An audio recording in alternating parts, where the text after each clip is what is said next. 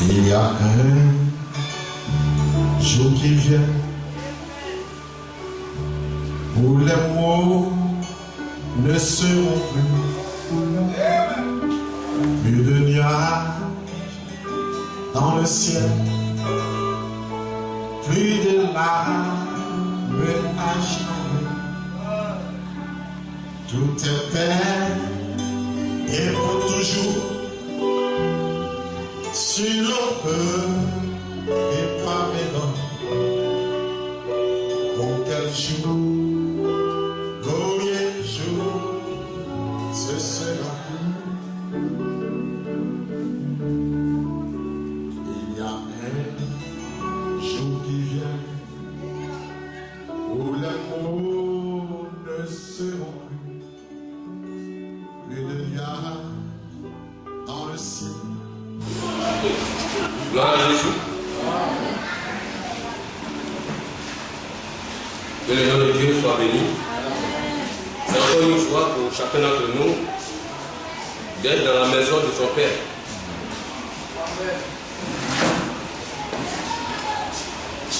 C'est vrai que nous prenons souvent le temps sur la terre pour vaguer aux occupations, souvent pour nourrir la chair et le corps. Mais Dieu aussi a planifié tout ça pour que nous arrivions à nourrir l'âme. Tout à l'heure, le dernier chant, c'était dit que mon âme bénit l'Éternel. Et notre âme doit bénir le Seigneur pour tout ce qu'il a fait pour lui. Amen. Et la même chose que le Seigneur a fait pour mon âme, c'est sa parole. Parce que mon âme doit se retrouver dans la parole de Dieu, c'est ce qui est pour son salut. C'est ce qui est sa nourriture préférée. Alléluia. C'est vrai que le corps, pour la nourriture du corps, c'est le riz, le foutou, la coumelle, la cassade, et que l'âme soit réjouie. C'est lorsque l'âme est nourrie par la parole de son Dieu. Amen. Alléluia. Amen. Donc, dans le moment, un enfant de Dieu ne doit pas rester hors. Tant que tu es resté hors de la parole, c'est comme ton âme ne sera pas dans la joie. Parce que tu ne lui as pas donné sa nourriture préférée. Et l'âme est attristée. Amen. Amen. Vous voyez un peu? Donc, nous ne devons pas amener à attrister notre âme tous les jours. Nous devons lui permettre à elle aussi dans la joie. Lorsque le corps se réjouit, lui aussi va se réjouir. Alléluia. Donc que le nom de Dieu soit béni. Nous sommes venus là pour écouter notre Seigneur. Parce qu'il est fidèle. C'est un Dieu fidèle. Et nous allons voir quelque chose qui va aussi réjouir notre âme, afin que nous sortions ici dans la joie. Parce que les choses de la terre attristent beaucoup l'âme. Vous voyez un peu? Ça l'attriste beaucoup. Quand nous voyons tout ce qui se passe sur la terre présent, tout ce que nous voyons, nous côtoyons, nous vivons nuit et jour, souvent nous ne sommes pas dans la joie. Et souvent il y a d'autres qui se disent, pourquoi nous ne pas vite partir? Et tant d'autres aussi qui se disent, non, moi je ne suis pas prêt pour mourir. Alléluia. Alléluia. Souvent j'ai moins un gars que je dis souvent à ma famille, quand souvent je leur donne un conseil à mes enfants ou bien à ma femme, je dis, bon, pour le moment je suis au-devant de vous, je vous donne des conseils, je n'ai pas la avec vous. Mais si demain je vais, ma femme dit, toi tu vas partir, tu veux mourir maintenant. Alléluia. Mais frère, souvent on est là, on veut mourir pour qu'on soit en paix. Amen. Mais il faut toujours te préparer. Il faut être prêt. Amen. Si tu n'es pas prêt, tu ne peux pas te réjouir à la mort. Comme Paul pourrait dire, la mort ne t'est qu'un gain. Parce que pour lui, la mort, si la mort vient, il est déjà prêt. Ça ne lui posait pas de problème. Mais c'est quelqu'un qui n'est pas prêt ou que c'est qui n'est pas prêt, c'est souvent son cœur bat lorsque la mort vient. Alléluia. Amen. Si tu es chrétien, si réellement tu es prêt ou prête, tu ne peux pas voir ton cœur se battre, mais s'effrayer lorsque la mort est à ta porte. Tu vas te réjouir aussitôt. Amen. Il y a d'autres qui ont peur de la mort. Hein? C'est pas ça?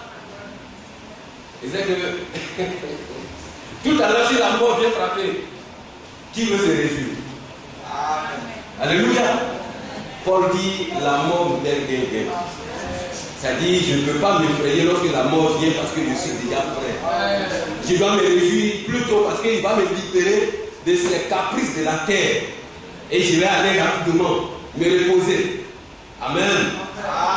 Et quand tu te reposes, tu es dans la joie. Comme nos frères aujourd'hui qui nous ont devancé. Vous voyez, les Paul, les Pierre, vraiment, le prophète, vraiment, il se réjouit, il est dans la joie. Mais nous qui sommes là encore, on a des caprices de la terre. Amen. Et aussi, c'est un combat pour nous. Alléluia. Nous allons ouvrir la Bible et nous allons aller dans 1 Pierre chapitre 4, à partir du verset 7 à 19. Cela est que Dieu va encore inspirer notre vie, qui nous permettra de se préparer jour et jour. Et s'il y a des petites taches noires, et cela va nous permettre à les enlever. Comme une femme qui est en train de trier son lit pour mieux faire bon à son mari. Et lorsque son mari va le manger, il ne peut pas sentir des gratignons ou bien des petites saletés dans le lit. Alléluia. Il va faire du bien à son corps. C'est ainsi aussi le Seigneur. 1 Pierre chapitre 4, verset 7. J'ai fait la lecture. La fin de toutes choses est proche. Soyez donc sages et sobres pour vaguer à la prière. Avant tout, ayant les uns pour les autres un ardent amour, car l'amour couvre une multitude de péchés. Exercez l'hospitalité les uns envers les autres sans murmure, comme de bons dispensateurs des diverses grâces de Dieu. Que chacun de vous mette au service des autres le don qu'il a reçu. Si quelqu'un parle, que ce soit comme en annonçant les oracles de Dieu. Si quelqu'un remplit un ministère, qu'il le remplisse selon la force que Dieu communique. Enfin, qu'en toutes choses, Dieu soit glorifié par Jésus-Christ, à qui appartient la gloire et la puissance au ciel des siècles.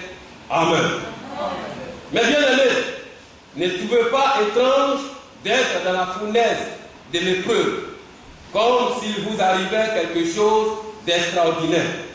Réjouissez-vous, au contraire, de la part que vous avez aux souffrances de Christ, afin que vous soyez aussi dans la joie et dans l'allégresse lorsque sa gloire apparaîtra.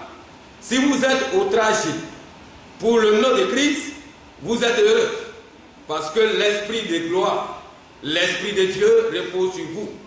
Que personne d'entre vous, en effet, ne souffre comme meurtrier, ou voleur, ou malfaiteur, ou pour être ingéré dans les affaires d'autrui. Mais si quelqu'un souffre comme chrétien, qu'il n'en ait point honte, et que plutôt il glorifie Dieu à cause de son nom. Car c'est le moment où le jugement va commencer par la maison de Dieu. Or, si c'est par nous qu'il commence, quelle sera la fin de ceux qui n'obéissent pas à l'évangile de Dieu? Et si le juste se sauve avec peine, que deviendront l'impie et le pécheur, ainsi que ceux qui souffrent selon la volonté de Dieu remettent leur âme au fidèle Créateur en faisant ce qui est bien. Amen. Que le nom de Dieu ajoute la bénédiction sur cette parole. Notre Seigneur va nous soutenir, va nous aider à pouvoir donner cette édification. Vous voyez, nous sommes les enfants de Dieu. Et nous ne cesserons pas de le dire tous les jours. Et dans le temps actuel dans lequel nous sommes, nous sommes au dernier âge de l'Église. Vous et moi, nous savons. Et le Seigneur nous a fait grâce de recevoir sa parole, d'entendre sa révélation. C'est une grâce pour nous. Nous ne devons pas nous enorgueillir de voir d'autres personnes qui n'ont pas encore reçu cette grâce. Et plutôt nous devons prier pour eux. Mais cette grâce que nous avons reçue, comment nous la maintenons? C'est une grande question que nous devons nous poser souvent. Alléluia. Et quand nous prenons le verset 7, la première phrase est le titre de notre prédication. La fin de toutes choses est proche. Et vous savez que dans le livre de Pierre, lorsque les apôtres parlaient de cela, c'était à leur temps. Il a commencé à exhorter les frères, les enfants de Dieu de leur temps, à prendre courage et à avoir les éléments nécessaires pour être prêts à ce grand moment. Mais ce temps aujourd'hui nous a trouvés. C'est nous-mêmes qui sommes plus proches de ce temps. Et je peux vous dire que le temps est fini. Tout est compté. Alléluia. Amen. Quand nous voyons les actualités autour de nous, tout est compté. Donc chacun de nous doit plus s'amuser avec sa vie spirituelle. Oui. Quand nous parlons cela souvent j'ai des larmes aux yeux. Quand je vois encore un frère et une soeur qui est en train de s'amuser à sa vie spirituelle, je me demande pourquoi le frère se déplace, ou la soeur se déplace, nuit et jour, et venir s'asseoir là, et puis sans rien comprendre. Pourquoi? Le temps est fini. J'ai fait quoi à ma vie? Or, au temps de Paul ce jour-là, Paul disait que j'ai très durement mon corps pour ne pas que moi qui arrive à prêcher aux autres, que le temps venant, moi je laisse. Nous aujourd'hui à ce temps où nous sommes, nés à nez, qu'est-ce que nous faisons à notre vie? Est-ce que nous arrivons au moins à réfléchir ou à maltraiter notre corps? C'est-à-dire quoi? C'est pas pour le priver de la nourriture que tu es en train de maltraiter ton corps, non. Mais c'est-à-dire quoi? Que tu dois te mettre en vis-à-vis de la parole de Dieu pour amener à toute obéissance de toute la parole de Dieu. C'est-à-dire que tu ne dois pas laisser une petite virgule passer au-devant de toi. Alléluia. Amen. La Bible dit, la fin de toutes choses est proche. Donc, comme la fin de toutes choses est proche, qu'est-ce que nous devons faire? Nous devons être sages. Or, le sage, c'est lui qui sait appréhender la parole de Dieu qui vient vers lui. Et choisir ce qui est bon et rejeter ce qui est mauvais. Oui, si tu sais que le temps est compté, tu prends tes précautions. Et un bon sage, comme le Seigneur nous a donné cette sagesse, de regarder dans la parole de Dieu. Qu'est-ce qui est bon pour ma vie spirituelle? Tout à l'heure, j'ai pris l'exemple d'une bonne femme qui prend soin à la nourriture de son foyer pour ne pas empoisonner ses enfants et son mari, qu'elle aime tant. Si tu aimes ton mari, tu ne peux pas permettre à lui donner une nourriture qu'il doit manger et pour moi souvent les blocs à nous. Quand il va marcher serré en ses dents, ça va casser sa langue. Alléluia. Mais si moi j'aime mon âme et je veux que mon âme soit dans la joie, qu'est-ce que je fais d'elle? Or, pour que mon âme soit dans la joie, je dois l'emmener à une parole vraie et véritable, qui est non mélangée, qui n'est pas une nourriture hybride, qui ne peut pas lui emmener de la mauvaise digestion. Si on sait prendre soin de notre corps physique, et aussi l'audace de prendre soin de notre âme. Alléluia. Et donc laquelle? De quel avertissement que nous avons? depuis le commencement et jusqu'à maintenant, ce dernier âge dans lequel nous sommes, tout ce que le Seigneur a dû faire en travers ses serviteurs et annoncer les oracles, il continue de le faire. Et il nous a avertis aujourd'hui encore pour dire, cette fin est proche.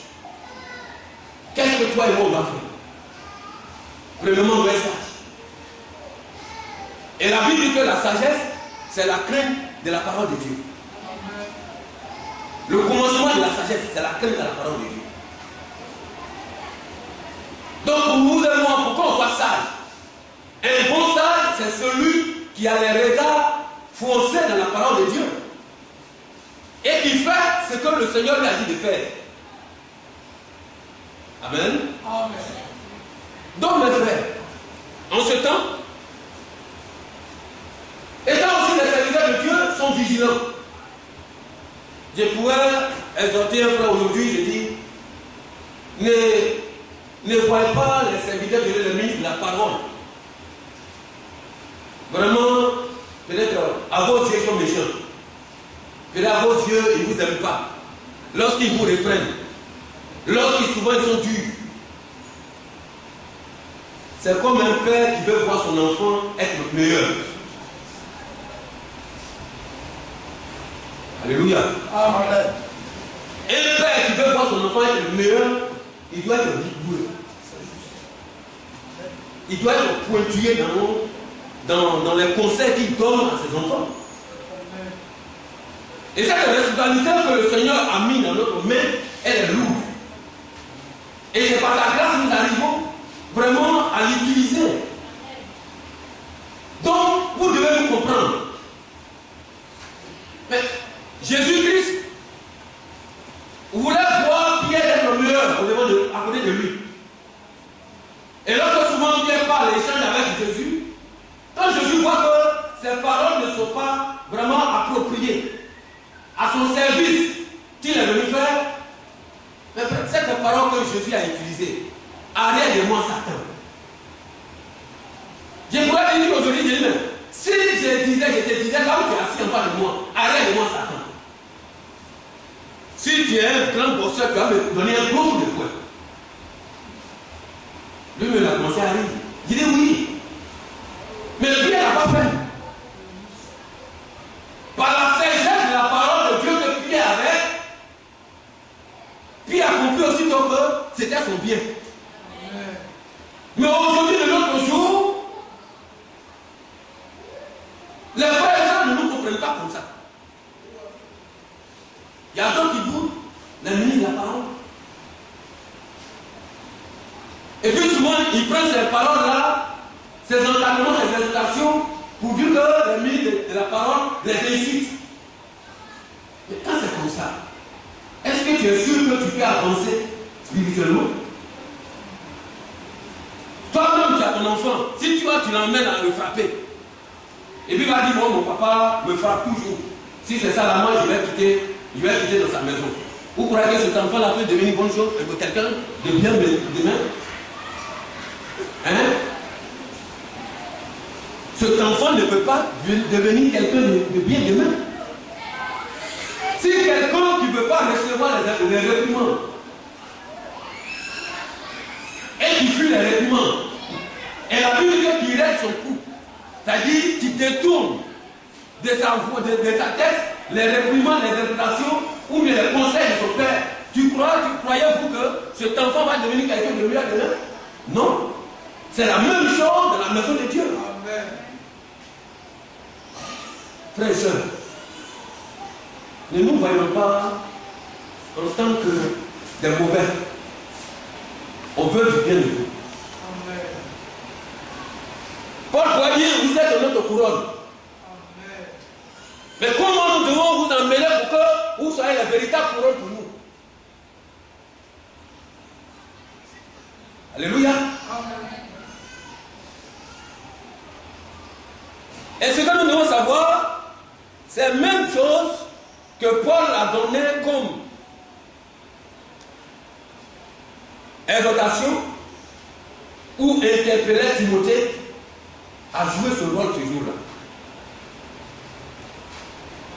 Paul, étant le serviteur de Dieu, recommandait à Timothée d'être aussi un serviteur, un ministre de la parole pour mieux encadrer les fidèles qui sont là-bas, là où ils sont en train d'exercer.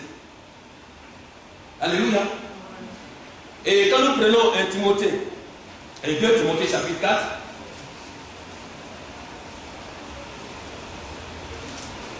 à partir du verset 1, je fais la lecture, si on a trouvé. Je t'en conjure devant Dieu et devant Jésus-Christ, qui doit juger les vivants et les morts, et au nom de son avènement et de son royaume, prêche la parole, insiste en toute occasion, favorable ou non, reprend, censure, exhorte avec toute douceur en instruisant. Alléluia. Amen. Car il viendra un temps où les hommes ne supporteront pas la sainte doctrine, mais ayant la démangeaison d'entendre des choses agréables, ils se donneront une foule de docteurs selon leur propre désir. Détourneront l'oreille de la vérité et se tourneront vers les fables. Les fables. Mais toi, sois sobre en toutes choses, supporte les souffrances, fais l'œuvre d'un évangéliste, remplis bien ton ministère. Alléluia. Voilà cette recommandation que Paul donnait à Timothée. Mais ce n'était pas Timothée seulement, mais pour que Timothée soit vraiment un serviteur de Dieu qui remplit tout son ministère. Mais la Bible dit que Dieu a fait don à ces enfants-là pour l'édification du corps de Christ. Donc je ne peux pas, Timothée ne pouvait pas voir et marcher dans le sentiment pour emmener un fidèle dans la rue.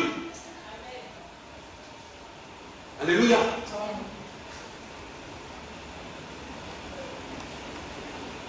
On ne doit pas user des sentiments, mes frères. On ne doit pas user des sentiments. Je me rappelle de la parole du pasteur. Il dit même, si même tu mettrais au-devant de moi le dernier poulet bien rôti, mais quand j'ai fini de manger, je dois te dire la vérité. Pourquoi? Parce que c'est le service dans lequel Dieu m'a appelé. Et la Bible dit que nous allons rendre compte pour vous. Chacun a une grande responsabilité. Ils vont appeler chacun pour dire qu'est-ce que tu as fait de mes enfants. Ou bien c'est à cause de ces bien-être physique de ton corps, tu ne lui as pas dit la vérité. Non. Il faut que nous arrivions à dire la vérité. Et couramment, le monde dit la vérité rougit les yeux, mais ça ne les casse pas. Alléluia. Donc cette vérité, c'est aussi dans la douceur. Nous vous aimons. Et comme toute chose est proche, la fin de toute chose est proche, nous devons vous emmener à comprendre, à être conscients de votre adoration. Amen. Soyez conscients de votre adoration. Dis-toi que ta venue ici ne doit pas être en vain. Ta vie chrétienne, ta marche chrétienne ne doit pas être en vain. Dans ton quartier, les gens savent que tu vas à l'église matin, midi, soir. Ils te voient là. Tu peux parler de Dieu. Maintenant, le jour de l'avènement de Christ, toi tu restes comme eux. Non, soyons sérieux. Est-ce que c'est bien? C'est pas du tout bien. Tu as fini de chanter Jésus. Tu as fini de prendre la Bible, tu as parlé de Jésus. Souvent, tu les reprends, tu les exhortes. C'est vers toi, ils viennent prendre des conseils. Et puis, le jour que Jésus-Christ vient, où on va aller à sa rencontre, toi, tu restes. Tu as fait tout cela pourquoi? Zéro. Un conseil dit zéro beauté. Zéro. Pourquoi? Donc, mes frères, mes soeurs, soyons conscients. Soyons conscients. Revenons à la parole de Dieu. afin que nous soyons vraiment les bons, les vrais chrétiens, quand la Bible nous interpelle à chaque moment. Donc là, il dit, nous devons être sobres pour vaguer à la prière. Nous ne devons plus maintenant nous distraire. Nous ne devons plus vraiment se comporter comme des personnes qui n'ont rien à faire. Nous devons nous occuper à la prière, à la méditation. Au lieu de prendre tout ton temps, de murmurer, de calomnier, de faire des choses inutiles, la Bible dit que la fin de toutes choses est proche. Premièrement, tu vas être sage, et celui qui est sage est sobre. Dans la sobriété, tu dois vaquer la prière. Si tu sais que tu as un bout de temps, de 5 minutes, même d'1 minute, tu peux passer cela dans la prière. Il y a beaucoup de sujets pour lesquels nous devons prier. Beaucoup de sujets. Mais au lieu de s'occuper des choses inutiles, qui nous emmènent à s'éloigner toujours de la vie de Dieu, au lieu de s'approcher de la vie de Dieu, tu t'occupes des choses inutiles qui t'éloignent de jour en jour de la vie de Dieu. Pourquoi? Alléluia. Réfléchissez un peu.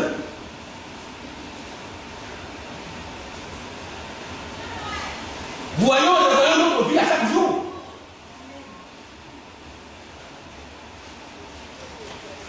Amen. Enfin, la vie de Dieu que nous devons mener, quand le Seigneur nous interpelle, enfin que nous arrivons à laver toujours notre robe. C'est là que nous sommes appelés. Dans Apocalypse chapitre 19, verset 7, quand nous lisons.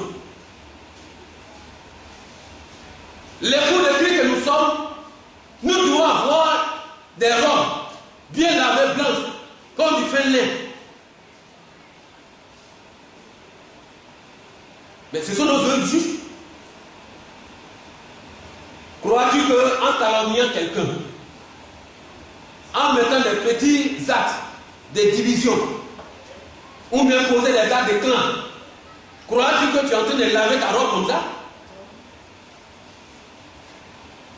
Or, c'est lorsque tu seras surpris ou surprise, ou tu vas te réveiller, même tu peux être surpris si la mort te prend. Or, tu n'es pas prête. Tu n'es pas prêt. Et puis la mort frappe à ta porte. Quel sera ton sort? Oui. Il y a d'autres qui attendent l'arrivée de Jésus. Ils veulent voir. Mais peut-être aussi, tu dois attendre l'arrivée de Jésus dans le repos. Quand la mort vient, tu dois te reposer un peu. Et pour pouvoir interpeller les frères de Thessaloniciens à ce temps-là. Amen. Donc notre rôle là, nous ne devons pas vraiment nous focaliser sur les choses inutiles. Dieu nous donne souvent le temps, ou bien il nous rappelle, pour que vraiment nous soyons utiles pour son œuvre et sa vie. Mais c'est nous souvent qui rejetons. Souvent Dieu permet que ton programme change et puis tu es à la maison. Alléluia. Je ne sais pas si, excusez-moi pour cette question que je vais poser. Dans la semaine là, qui a rendu visite à son frère et à sa soeur?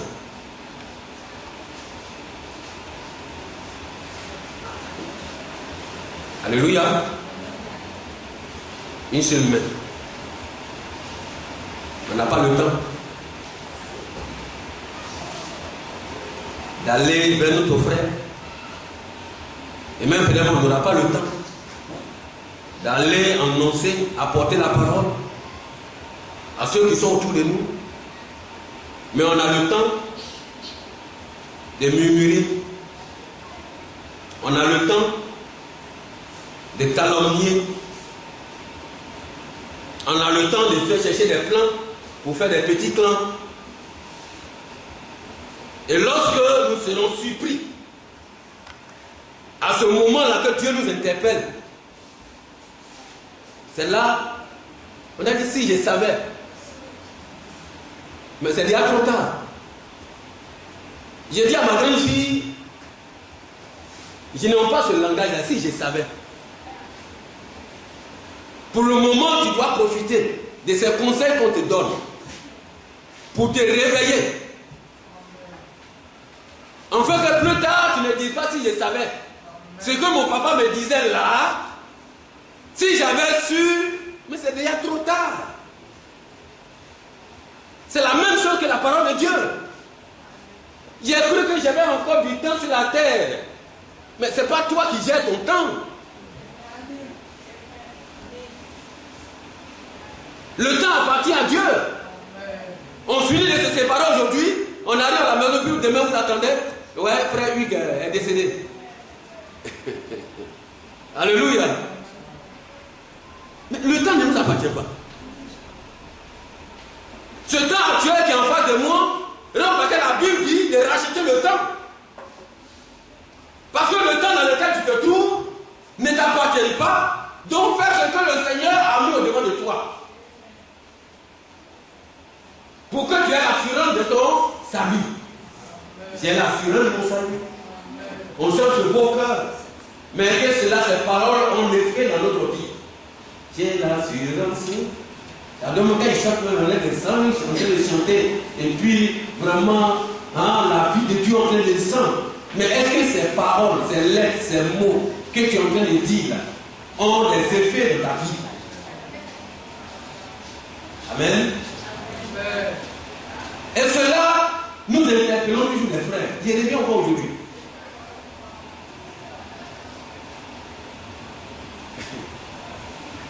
Excusez-moi, mes frères, concubins, je vous aime.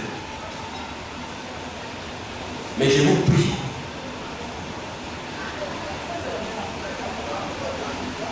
Ne cherchez pas à plaire aux hommes. Amen. La Bible dit, cherchons à plaire à Dieu. C'est pas ça? Ok. Donc si je mets cela, si je suis sobre, je suis sage, et que ta parole vient vers moi, mon frère et moi, la Bible dit de ne pas plaire aux hommes. Pour que j'ai encore le temps de me mettre dans la bonne disposition de la parole de Dieu, pour que je sois agréable devant Dieu, et que je prenne part avec mon Seigneur, j'ai fait quoi? Alléluia. Amen. Il y a la dot. Si j'ai fait la dot, Dieu merci, que le Seigneur soit béni. Il y a la mairie. Mais la mairie, je prends mon témoin, ma femme prend son témoin, et puis on s'en va pour être agréable au devant du Seigneur, on signe. Si maintenant on doit faire une petite fête après, c'est que déjà nous sommes en bonne uniforme avec la parole de Dieu. Les fêtes ne passent pas. Frère, l'homme peut dire, nous, les chrétiens, sont toujours dans la fête. Lui, c'est pas, il n'attend pas la fête, mais il est toujours dans la fête. Et chrétien dans la fête. La meilleure des choses, si tu viens continuer tes frères ou bien l'église pour dire, il me manque 5 000 francs, 10 000 francs, je vais aller me mettre en règle vis-à-vis avec le Seigneur. Je vais aller signer par qui à la mairie. Pour que moi, mon Dieu, moi, il ne doit pas avoir ces gens d'obstacles. Je ne vois pas que l'église que je connais de Koumassi là vont t'empêcher d'avoir les 10 000 francs. Ça, j'ai dit cela. Alléluia. Amen. Et la Bible dit que, en tant que les enfants de Dieu, nous marchons toujours dans la parole de Dieu, dans toute l'obéissance de la parole de Dieu. Et si la fin de toute chose est proche, nous devons marcher dans toute l'obéissance de la parole de Dieu en tant que l'époux de Christ. Alléluia.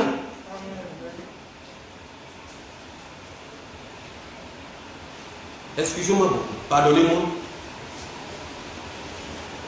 Il y a un frère que je disais, mais il n'est plus du nôtre. Il dit, je n'ai rien. Je n'ai pas d'argent. Je n'ai pas ceci. C'est là qu'il a dit, c'est vrai. Tu n'as pas ceci. C'est que tu dis à ton Dieu, il est limité, il ne peut pas te donner. Tu n'as pas ceci. C'est que tu dis à Dieu que tu n'es pas dans une famille noble.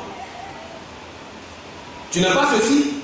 Mais est-ce que cela, ceci que tu n'as pas, tu as cité là, t'empêche de partager le lit avec ta femme?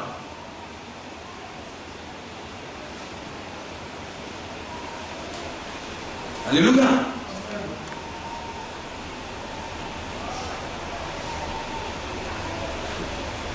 Gloire à Jésus. Amen. En cela, nous devons vraiment rester vivant avec la parole de Dieu. Mais nous parlons des vivants qui s'attachent à la parole réelle de notre Seigneur Jésus-Christ. Vous voyez un peu, nous allons prendre où Paul parlait des vivants qui doivent rencontrer le Seigneur dans 1 Thessaloniciens chapitre 4. Nous allons lire ça un peu pour voir ce qui nous attend. Des choses glorieuses. Nous parlons de ça, mais nous devons toujours parler de ça. J'ai fait la lecture à partir du verset 13, 1 Thessaloniciens chapitre 4. Alléluia. Nous ne voulons pas, frères, que vous soyez dans l'ignorance au sujet de ceux qui sont décédés, afin que vous ne vous affligiez pas comme les autres, qui n'ont point d'espérance. Donc Paul disait cela. Pour pas que nous, les chrétiens, nos frères qui meurent, souvent, que nous nous inquiétons pour eux. Nous devons savoir que nous allons les retrouver. Car si nous croyons que Jésus est mort et qu'il est ressuscité, croyons aussi que Dieu ramènera par Jésus et avec lui ceux qui sont décédés. Voici en effet ce que nous vous déclarons d'après la parole du Seigneur. Nous les vivants, restés pour l'avènement du Seigneur, nous ne dévancerons pas ceux qui sont décédés. Nous les vivants, c'est qui? Qui sont ces vivants? Ici, la Bible ne parle pas des vivants du monde entier, mais des vivants qui sont les véritables croyants qui vivent dans la parole de Dieu. Paul ne parle pas des païens. Il dit nous les vivants. Nous qui avons reçu la parole de Dieu. Nous qui sommes l'époux de Christ. Nous présentement qui sommes vivants. Nous n'allons pas dénoncer ceux qui sont morts. Ça y est, les morts en Christ. Ceux qui ont demeuré dans toute l'intégralité de la parole de Dieu. Mais si tu es vivant, mais tu ne seras pas vivant ou vivante en désobéissant à la parole de Dieu. Mais tu seras vivant ou vivante lorsque tu mènes la parole de Dieu en pratique. Alléluia. Mais quand nous prenons la parole de Dieu qui nous parle et qui nous décrit des choses du repas du Seigneur par exemple. Il dit si tu n'arrives pas à faire ceci, laver les pieds des saints. Si tu n'arrives pas à manger mon corps qui est le pain et boire mon sang qui est le vin, tu n'auras pas part avec moi. Est-ce que cela m'interpelle en tant qu'un vivant? Alléluia. En tant qu'un vivant, cela m'interpelle. Si je suis fort, je dois m'asseoir et réfléchir à cette parole, à cette interpellation de notre Seigneur Jésus-Christ. Qu'est-ce qui m'empêche d'avoir part avec mon Dieu? Donc si cela, c'est ce qui m'empêche, je dois traiter durement mon corps pour que cela ne m'empêchera plus de ne pas prendre part avec mon Dieu. Donc sinon, ça sera inutile lorsque je vais m'asseoir ou bien je viens dans la parole de Dieu. Mes frères, c'est là la grande question.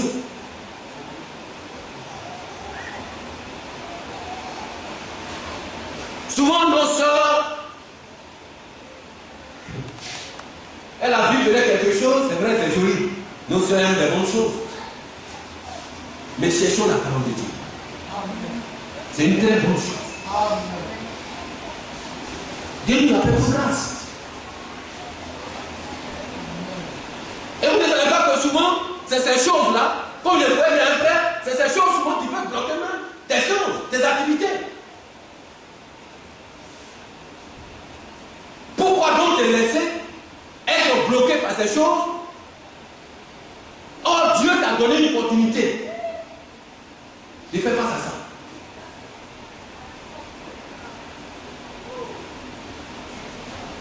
Amen. Amen. C'est-à-dire, prenons le temps, 1 an, 2 ans, 3 ans, 4 ans,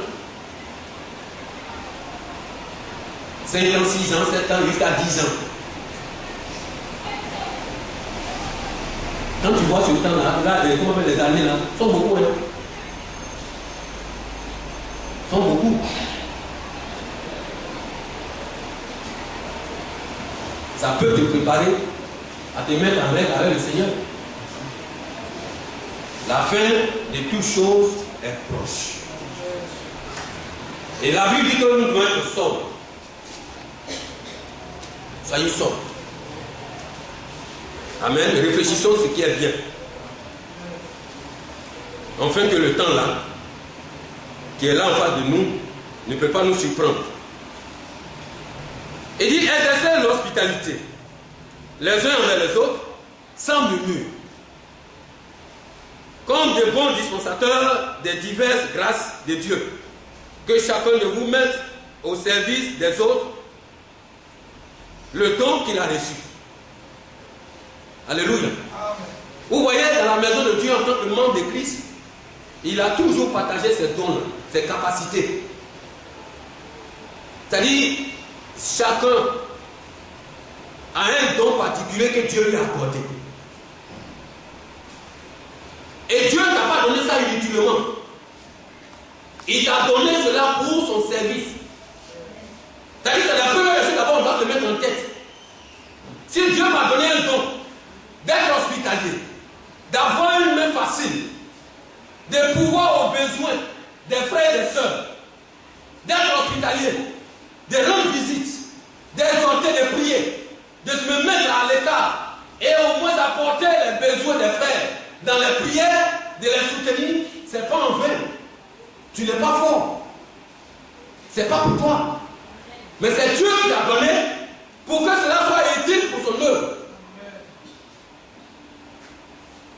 Alléluia. Dieu a distribué ses dons à chaque frère. Mais si vous voyez qu'aujourd'hui, ces choses ne se manifestent pas beaucoup, c'est parce qu'on les approprie pour nous-mêmes. On ne dit pas que le don que j'ai là, c'est pour le Seigneur. C'est pour son œuvre. Mais il se dit, c'est pour moi. Mais qui es-tu pour avoir ce don? Alléluia. Amen. Et Dieu sait donner ses dons à qui il veut. Parce qu'il ne peut pas donner son don à quelqu'un qui ne sera pas utile pour lui. Vous voyez? Et donc, là, le Seigneur dit, si tu vois que ta main droite est en train de donner, il ne faut pas que ta main gauche fasse le savoir. Alléluia.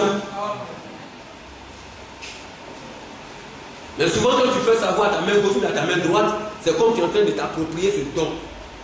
Et tu es en train de te payer toi-même. Il y a d'autres à qui Dieu a mis des dons, de prendre des sujets pour les frères et pour aller se mettre à genoux. Mais pourquoi aujourd'hui ça ne fait pas? Parce qu'il veut s'approprier à ce don-là. Mon frère, ma soeur, libère-toi. Pour que Dieu, l'œuvre de Dieu puisse avancer. Même de la part des groupes musicaux. Il ne doit pas se dire que là où ils se trouvent aujourd'hui, ils sont meilleurs que les autres.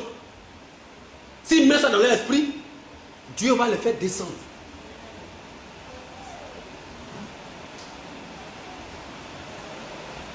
C'est là. Les instrumentistes ne vont pas dire si moi aujourd'hui je ne viens pas, il n'y a personne. Si tu as dit ça, Dieu va emmener quelqu'un. Les choristes vont dire que non, si aujourd'hui, si moi je ne viens pas, je ne réponds pas. Souvent, je regarde dans leur rang. Il y a d'autres qui viennent en retard. Il y a d'autres qui prennent leur temps. Oui, le Seigneur va vous perfectionner. Mais vous-même, là, donnez le temps à Dieu de vous perfectionner. Amen. La fin de toutes choses est proche. Alléluia. Que chacun se mette à la disposition du service de Dieu. Et d'ici quelqu'un parle, que ce soit comme en lançant les oracles de Dieu. Si quelqu'un remplit un mystère, qu'il le remplisse selon la force que Dieu communique. Afin qu'en toute chose, Dieu soit glorifié par Jésus-Christ. Alléluia. Tout acte que nous devons poser, nous sommes dans 1 Pierre chapitre 4, nous sommes au verset 11 maintenant. Tout acte que nous devons poser, vous et moi. Dis-toi que ce que je vais faire là, est-ce que cela je fais pour le Seigneur? Si oui, tu seras béni. Mais si tu fais cela pour les hommes à cause des hommes, ta bénédiction est bloquée. Et souvent il y a des choses qui nous arrivent dans notre vie, peut-être dans notre couple, dans notre maison, dans nos activités, même dans la vie spirituelle. Pourquoi? Parce que tu ne sais pas poser et exercer le don que Dieu t'a donné. Si tu as fait cela, tu vas avoir toujours des blocages dans ta vie et tu vas te poser des questions. Pourquoi suis-je un enfant de Dieu? C'est vrai, ça fait des épreuves, mais aussi il y a des choses. Alléluia.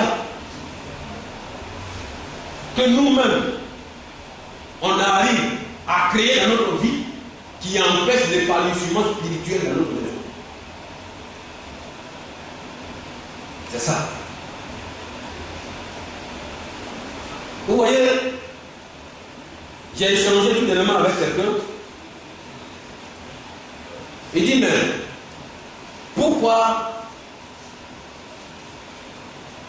il y a des chrétiens qui sont bénis, matériellement, ils sont là, ils sont unis. Mais est-ce que c'est la bénédiction que Dieu a demandé de sa parole?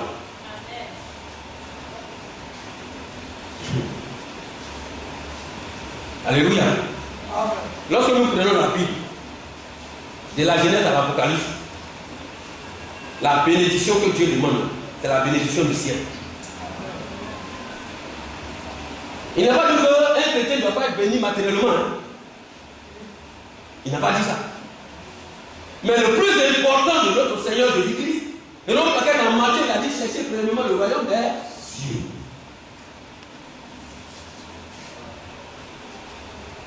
Poussé par le Saint-Esprit, Salomon n'a pas demandé les choses matérielles. Mais aujourd'hui, de nos jours, notre prière, c'est demander les choses matérielles. Mais la Bible dit que la fin de toutes choses est proche. Et toi, c'est des choses de la terre que tu es cramponné dessus et tes regards en train d'être fixés. Jusqu'à présent, tes yeux ne peuvent sortir de l'orbite.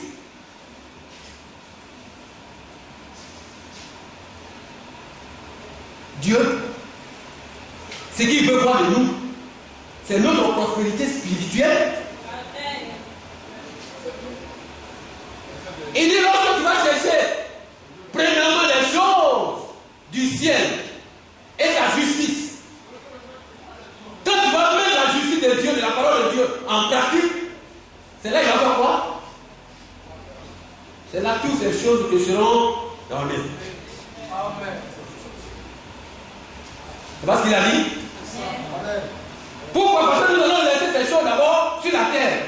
La Bible dit que ces choses, les maisons, les voitures, quoi, vont passer, mais la parole de Dieu ne passera pas. Amen.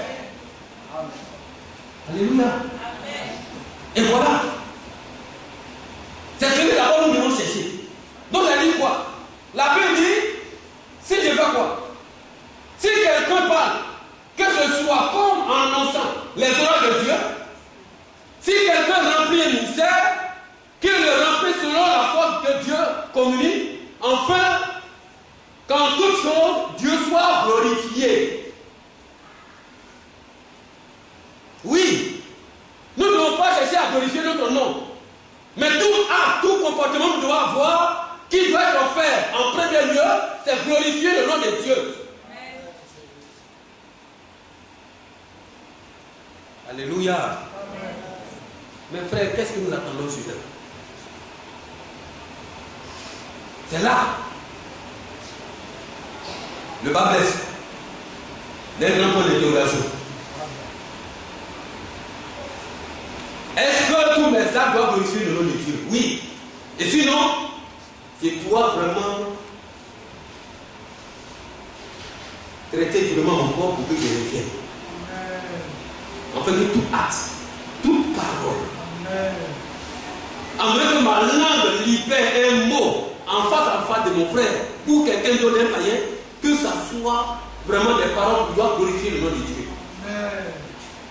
Tout acte. La Bible dit qu'il n'y a pas d'exception, il y a seule exception. Il dit tout acte, tout comportement. Ça murmure. Une fois tu fais un petit point, tu murmures déjà, tu bloques la bénédiction. Tu ne permettras pas l'épanouissement de ta vie spirituelle. Cherchons à plaire à notre Dieu. Amen. Alléluia. Cherchons à plaire à notre Dieu. Nous allons, vous voyez, le temps souvent, et nous pouvons continuer la prédication de l'autre fois pour le terminer. La fin de toutes choses est proche. La Bible nous doit être sage et d'être sobre. Amen. Que le Seigneur soit béni. La Bible dit si nous avons des oreilles pour entendre, nous pouvons entendre la parole de Dieu.